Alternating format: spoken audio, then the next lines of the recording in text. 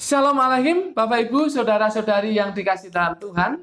Kita berjumpa kembali dalam pembelajaran firman Tuhan. Kita berdoa. Bapa, dalam nama Tuhan Yesus, terima kasih untuk waktu ini. Sebentar kami akan belajar firman-Mu. Dan biarlah Roh Kudus yang menolong kami. Dalam nama Tuhan Yesus. Haleluya. Amin. Bapak Ibu, Saudara-saudari yang dikasih dalam Tuhan, hari ini Jumat 13 November 2020, kita akan belajar dari Yakobus pasal yang ke-5 ayat yang ke-7 sampai dengan yang ke-11. Yakobus pasal yang ke-5 ayat yang ke-7 sampai dengan yang ke-11. Judulnya adalah seperti seorang petani.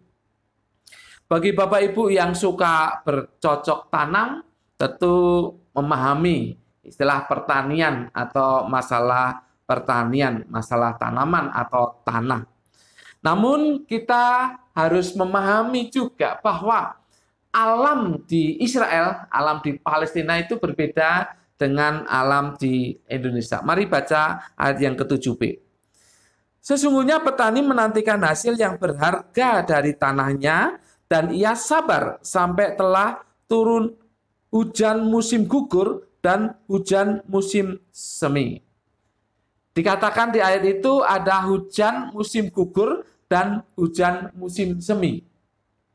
Itu dalam Ulangan pasal yang ke-11 ayat yang ke-14, itu disebut sebagai hujan awal dan hujan akhir.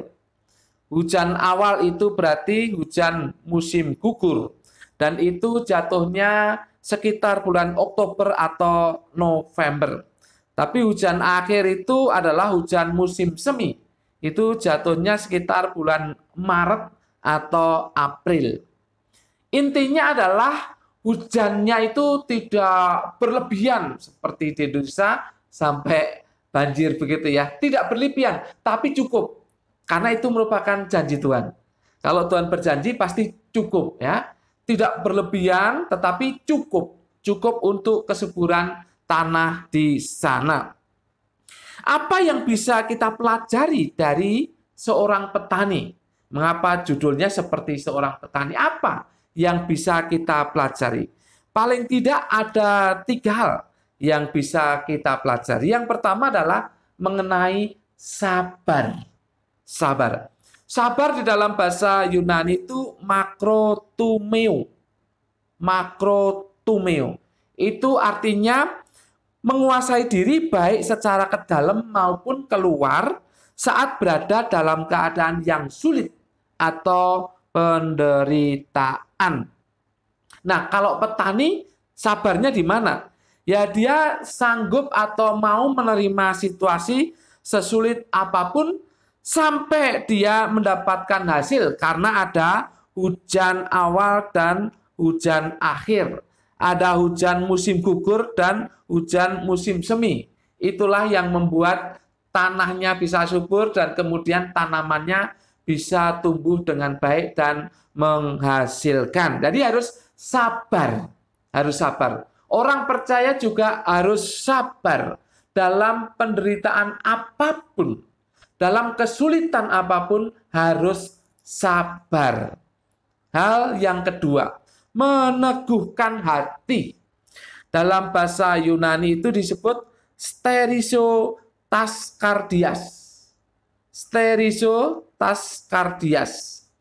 Sama artinya dengan membuat hati lebih kuat.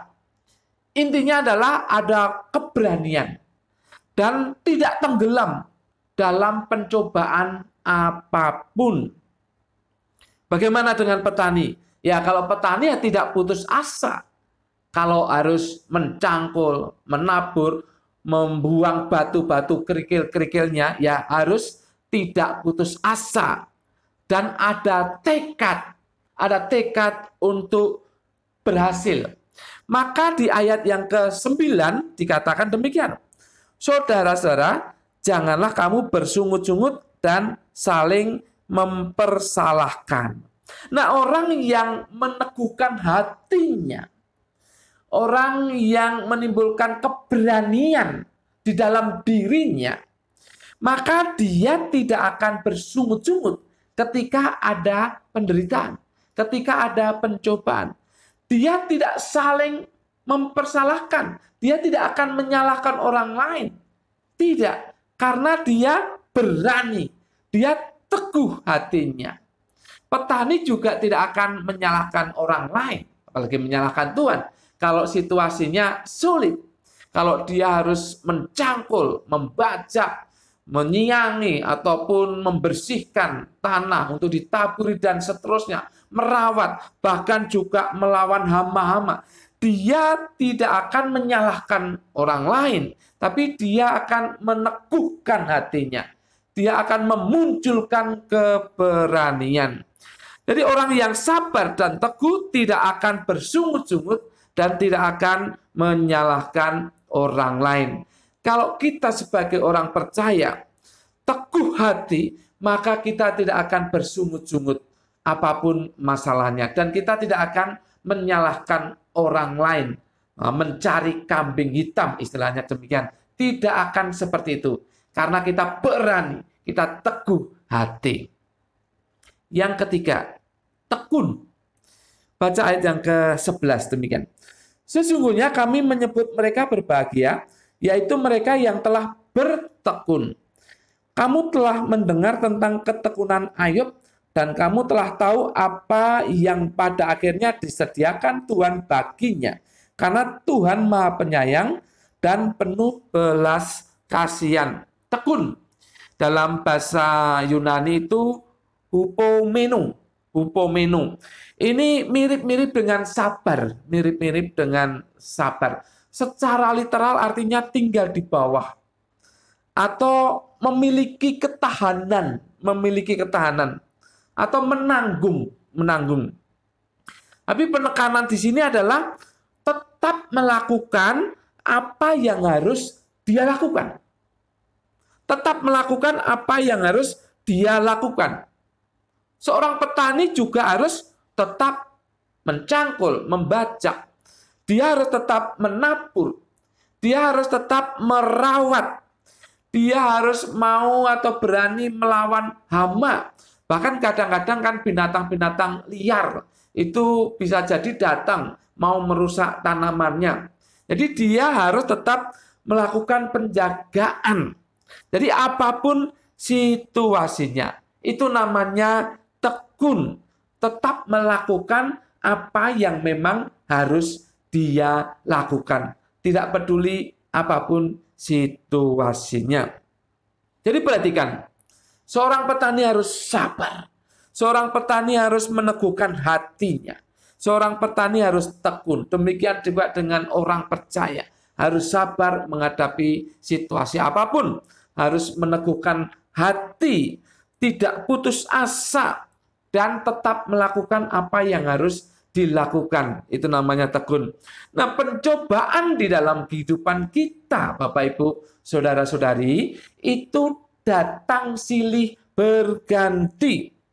Apalagi sekarang ini, ya, masalah penyakit belum selesai. Tentu ditambah dengan keadaan akibat penyakit itu ya ekonomi yang morat-marit atau apapun, keadaan sosial. Silih berganti pencobaan itu. Tetapi sebagai orang percaya, kita harus seperti petani. Kita harus rela menerima kenyataan itu. Rela menerima keadaan itu. Tetapi kita harus mempunyai tekad. Kita harus mempunyai tekad dan terus berjuang. Karena Tuhan menguatkan. Perhatikan ini. Karena Tuhan menguatkan kita.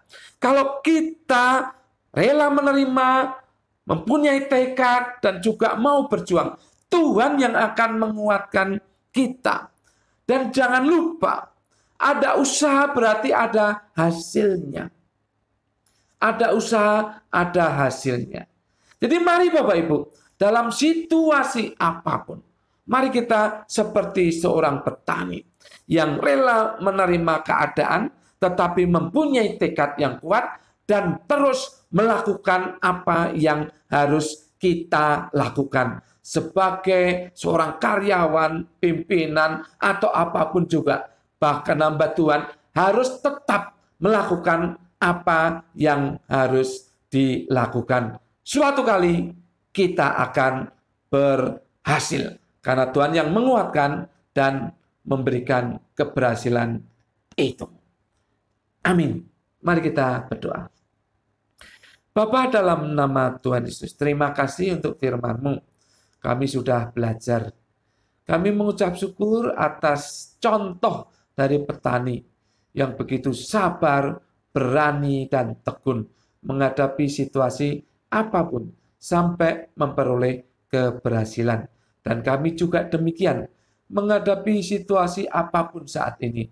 Biarlah Tuhan mampukan kami untuk rela menerimanya dan mempunyai tekad yang kuat serta terus berjuang sehingga pada saatnya kami akan berhasil karena Engkau yang menguatkan dan memberikan keberhasilan bagi kami.